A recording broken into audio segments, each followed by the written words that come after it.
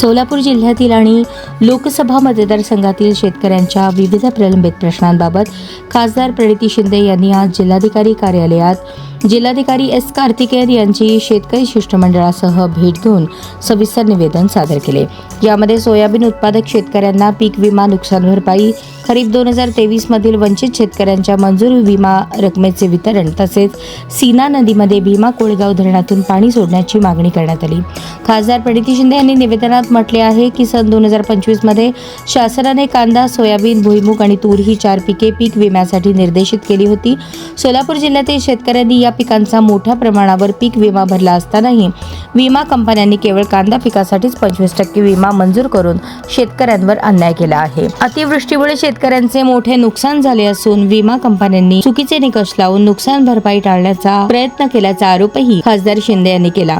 शेतकऱ्यांना 100% नुकसान भरपाई देण्यात यावी, अन्यथा शेतकऱ्यांसोबत मोठे आंदोलन उभारण्याचा इशाराही त्यांनी प्रशासनाला दिला। खरीप हंगाम 2023 मध्ये नैसर्गिक आपत्तीमुळे नुकसान झालेल्या आणि तांत्रिक कारणांमुळे पीक विम्यापासून वंचित राहिलेल्या शेतकऱ्यांचा प्रश्नही खासदार शिंदे यांनी उपस्थित केला। तत्कालीन जिल्हाधिकाऱ्यांनी विमा मंजूर करण्याचे आदेश दिल्यानंतरही अनेक शेतकऱ्यांच्या खात्यावर अद्याप विमा रक्कम जमा झालेली नसल्याचे त्यांनी निदर्शनास आणून दिले।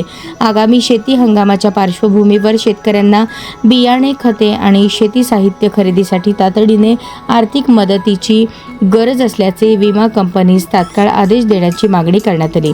याशिवाय सीना नदीमध्ये भीमा कोळेगाव धरणातून पाणी सोडण्याबाबतही निवेदन देण्यात आले।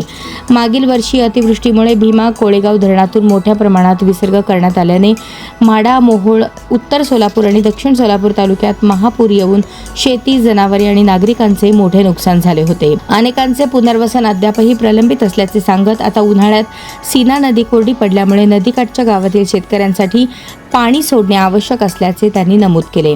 यावेळी जिल्हाधिकारी एस कार्तिकेयन यांनी सकारात्मक प्रतिसाद देत संबंधित प्रश्नांवर योग्य ती कार्यवाही करण्यात येईल असे आश्वासन दिले। दरम्यान खासदार प्रणिती शिंदे यांनी शेतकरी हिताला प्राधान्य देत पीक विमा, पाणी आणि नुकसान भरपाईसारखे प्रश्न तातडीने मार्गी लावावेत अशी मागणी केली। सर्वसामान्यांच्या प्रश्नासाठी सातत्याने पाठपुरावा सुरू ठेवणार असल्याचे त्यांनी स्पष्ट केले। यावेळी उत्तर सोलापूर तालुका अध्यक्ष भारत जाधव, सचिन गुंड, जिल्हा समन्वयक मनोज यलगुलवार, प्रवीण भोसले, अमोल चलवदे, विकास राठोड, पुष्कराज भोसले, चेतन इंगळे, सोमनाथ भोसले, दादासाहेब भोसले, बालाजी जगताप, रुक्मा गुंड, हनुमंत जावीर, दयानंद पवार, निलेश गुंड, विष्णू भोसले, संदीप सुरवसे, विशाल वाघमारे, हनुमंतू जगताप, प्रदीप भोसले यांच्यासह शेतकरी मोठ्या संख्येने उपस्थित होते।